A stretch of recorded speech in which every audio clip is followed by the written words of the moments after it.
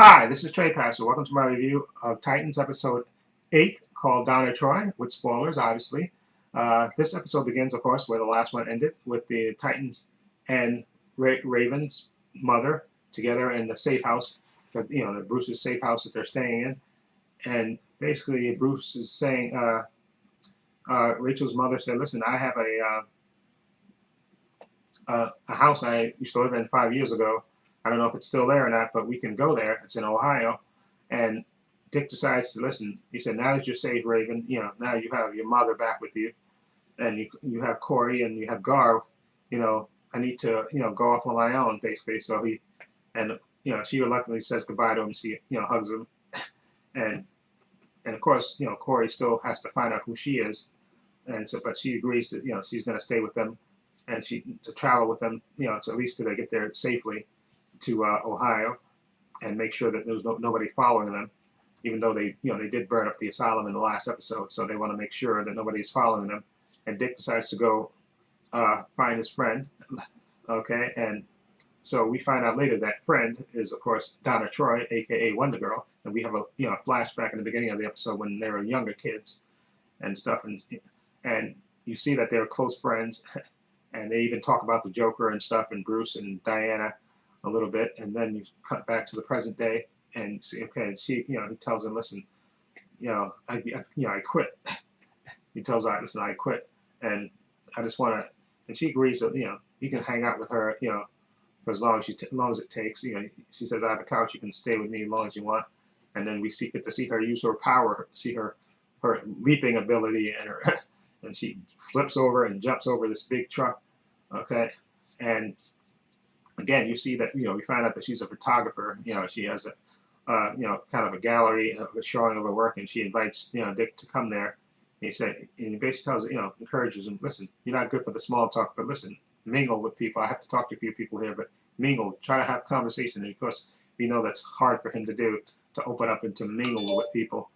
Okay, but we see him attempting to do that, and back on the train, we see Raven and her mother talking and bonding, and her mother's explaining how her father was very past married, and he had these followers that would, believed in him and stuff, and when she tried to get away, she turned to her friend, the woman that Rachel thought was her mother, and told her to take her and go far away and don't contact her, okay, just so get away from her father, and you stay away. And he said that was the way I wanted it to be, because I wanted you to be safe and from the influence of your father. And so they're bonding with each other. And then of course Corey is hanging out there with Gar, and she notices that a guy is basically staring at her, and she starts to drink, and she's a little antsy, and also she starts to have these flashbacks of being on a ship, and and she's having these these quick flashes of memory, which she just has to, let me get a few drinks, and she has those few drinks, and of course Gar tries to take a drink, and of course he completely never drank anything before, and it completely overwhelms him.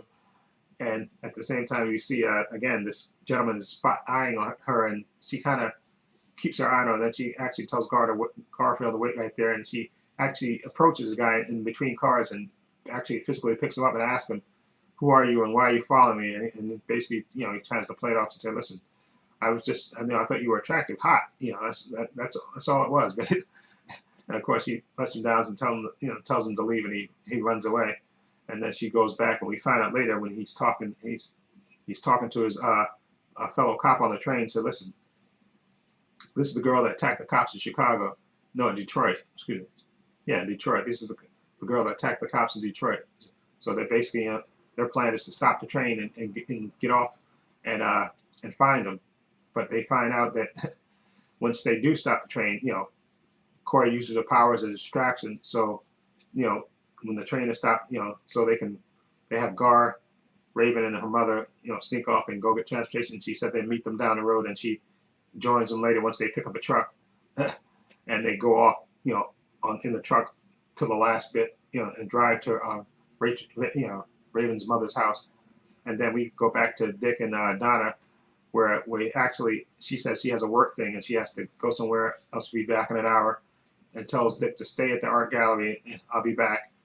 And of course, she goes to meet this guy who's basically an animal trader, who's working for another rich guy, who has a trunk full of like all these exotic animals, you know, that are endangered, and he has all the skins, and he allows her to take pictures and all that stuff, and even shows her a bear in another truck, and allows her to take pictures and stuff. And then of course, the plan is to bust this guy once all this evidence is, you know. So I guess he's sort of a detective in a way, maybe sort of a detective, and she uses photography and stuff to help, you know, capture criminals and stuff. And then of course Dick shows up and he knocks out the people that are there, and even the guy that she was you know, meeting there.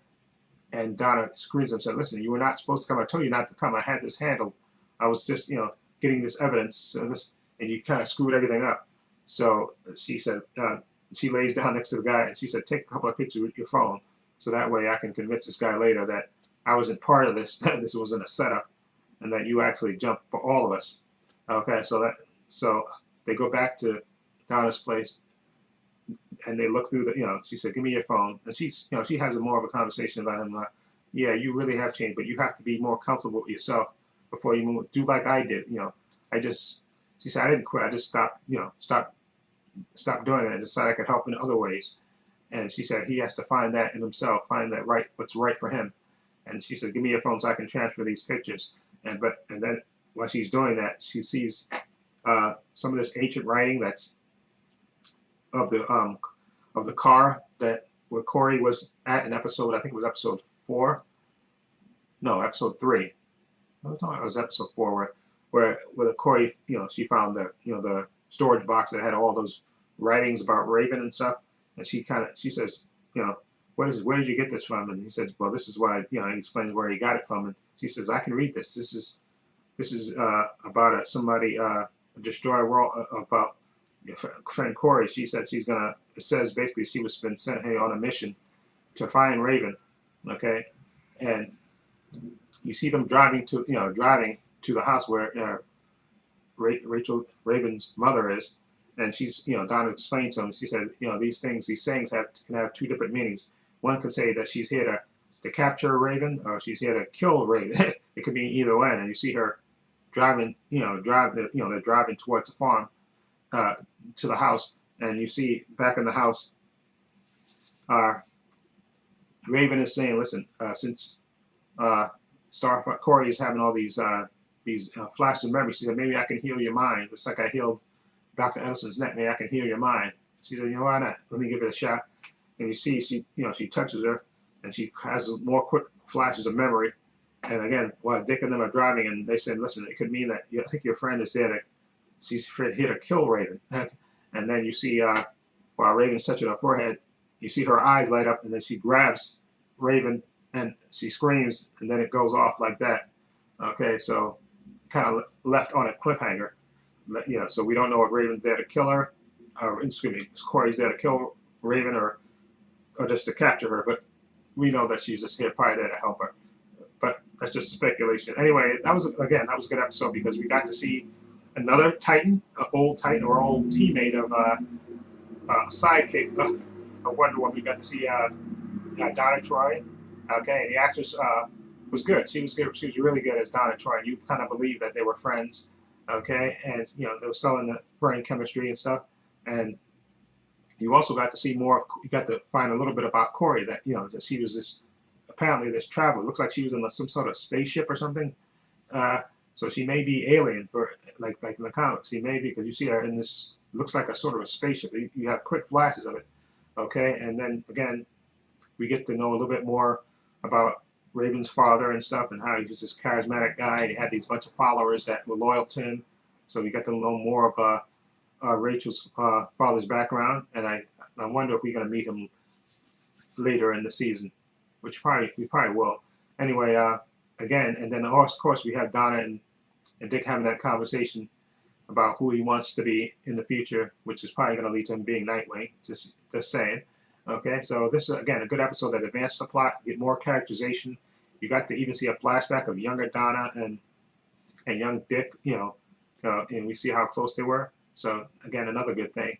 So I'm looking forward to the rest of the season. Anyway, let me know what you think of episode 8 of Titans. Donna Troy, what do you think of it? Feel free to leave comments down below, and if you like this review, please hit the subscribe button down below. I have links to my Facebook, my Twitter, my Instagram in the description box, as well as a link to my other channel called Views and Opinions. Please check that out as well.